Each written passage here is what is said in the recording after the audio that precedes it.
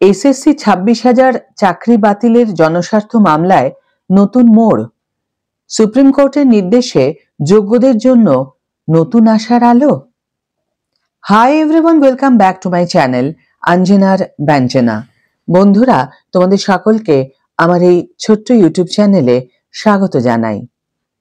পশ্চিমবঙ্গের school service commission অর্থাৎ এসএসসির দ্বারা হওয়া নিয়োগে 26,000 চাকরি বাতিলের মামলায় একটি গুরুত্বপূর্ণ মোড় এসেছে। গত 17 নভেম্বর সুপ্রিম কোর্টে এই সংক্রান্ত একটি জনস্বার্থ মামলা অর্থাৎ পিআইএল এর শুনানি অনুষ্ঠিত হয়, যা চাকরিহারা যোগ্য প্রার্থীদের মনে নতুন করে আশার সঞ্চার করেছে। এই শুনানির নির্দেশ এবং বিচারপতির পর্যবেক্ষণ এই মামলার ভবিষ্যৎ গতি প্রকৃতিতে বড়সড় প্রভাব ফেলতে পারে। সুপ্রিম কোর্টের কোর্ট নাম্বার 13-তে মাননীয় বিচারপতি সঞ্জয় কুমার স্যারের বেঞ্চে এই জনস্বার্থ মামলাটির শুনানি তালিকাভুক্ত ছিল। মামলাটি দায়ের করেছিলেন সায়ন আদিত্য নামে এক শিক্ষক। উল্লেখযোগ্যভাবে তিনি কোনো আইনজীবীর সাহায্য ছাড়াই ব্যক্তিগতভাবে এই মামলাটি লড়ছেন। 26,000 শিক্ষক ও শিক্ষাকর্মীর চাকরি বাতিলের ফলে যে মানবিক সংকট তৈরি হয়েছে সেই বিষয়টি তুলে ধরেই তিনি এই জনস্বার্থ মামলা দায়ের করেন। তার মূল উদ্দেশ্য ছিল যোগ্য প্রার্থীদের প্রতি ন্যায় বিচার সুনিশ্চিত করা।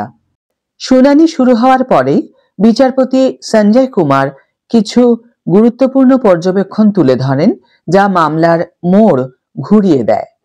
1. নিরপেক্ষতার প্রশ্ন। বিচারপতি স্পষ্ট জানান যে তিনি ইতিমধ্যেই এই চাকরি বাতিল সংক্রান্ত অন্য একটি মামলার রায় দিয়েছেন। যেহেতু তিনি একবার এই বিষয়ে নিজের অবস্থান জানিয়েছেন, তাই তার বেঞ্চে পুনরায় একই বিষয়ের শুনানি হলে নিরপেক্ষতা নিয়ে প্রশ্ন উঠতে পারে। তিনি বলেন তার বেঞ্চে শুনানি হলে তিনি স্বাভাবিকভাবেই তার পূর্ববর্তী রায়ের পক্ষেই কথা বলবেন, যা মামলার স্বচ্ছতাকে প্রভাবিত করতে পারে। 2. বেঞ্চ পরিবর্তনের সিদ্ধান্ত। এই পরিস্থিতিতে মামলার নিরপেক্ষতা এবং নতুন দৃষ্টিভঙ্গিতে বিচারের স্বার্থে বিচারপতি সঞ্জয় কুমার একটি যুগান্তকারী সিদ্ধান্ত নেন। তিনি এই মামলাটি তার এজলাস থেকে সরিয়ে দেওয়ার নির্দেশ দেন। তিনি বলেন যে এই মামলাটি একটি উপযুক্ত বেঞ্চে পাঠানো অত্যন্ত জরুরি। এখন প্রশ্ন হলো, তাহলে এই মামলার বর্তমান স্থিতি এবং ভবিষ্যৎ কি? বিচারপতির এই নির্দেশের পর মামলাটি এখন একটি নতুন পথে এগোচ্ছে। মামলাটি এখন সুপ্রিম কোর্টের মাননীয় প্রধান বিচারপতির কাছে পাঠানো হয়েছে। প্রধান বিচারপতি এবার এই মামলাটি শোনার জন্য একটি নতুন এবং উপযুক্ত বেঞ্চ নির্ধারণ করে দেবেন। পিটিশনার সায়ন আদিত্য বিচারপতির এই সিদ্ধান্তকে সম্মান জানিয়েছেন। যদিও তিনি চেয়েছিলেন এই বেঞ্চেই শুনানি হোক, কিন্তু বিচার ব্যবস্থার প্রতি আস্থা রেখে তিনি মামলাটি অন্য বেঞ্চে স্থানান্তরিত হওয়ার প্রক্রিয়াকে মেনে নিয়েছেন। এবার প্রশ্ন হলো, কেন এটি যোগ্য প্রার্থীদের জন্য আশার আলো?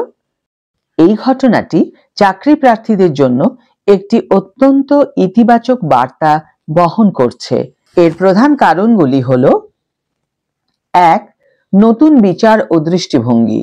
মামলাটি একটি সম্পূর্ণ নতুন বেঞ্চে গেলে বিচারপতিরা কোনো পূর্ববর্তী ধারণা ছাড়াই বিষয়টি শুনবেন। ফলে 26,000 চাকরিহারাদের সমস্যাগুলি নতুন আঙ্গিকে বিচার করার সুযোগ তৈরি হবে। 2. পুনর্বিবেচনার সম্ভাবনা।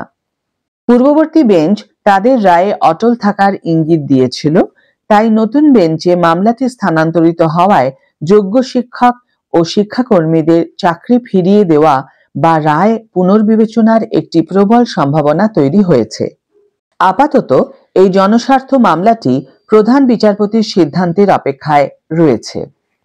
নতুন বেঞ্চ গঠিত হওয়ার পরেই পরবর্তী শুনানির দিন ধার্য হবে এবং জানা যাবে এই মামলার ভবিষ্যৎ। তবে 17 নভেম্বরের এই নির্দেশ যোগ্য প্রার্থীদের আইনি লড়াইয়ে নিঃসন্দেহে একটি নতুন আশার আলো দেখিয়েছে। আজকের ভিডিও এখানেই শেষ করছি বন্ধুরা। ভিডিওটি যদি কার্যকর বলে মনে হয়ে থাকে তাহলে অবশ্যই একটি ছোট্ট করে লাইক দিও, শেয়ার করো বন্ধুদের সাথে, কমেন্ট করে জানিও তোমাদের মতামত। যারা এখনো আমার চ্যানেলটিকে সাবস্ক্রাইব করোনি তারা অবশ্যই চ্যানেলটিকে সাবস্ক্রাইব করে আমার পাশে থেকো, আর যারা অলরেডি সাবস্ক্রাইব করে দিয়েছো তাদের জন্য আমার অনেক ভালোবাসা এবং অনেক ধন্যবাদ।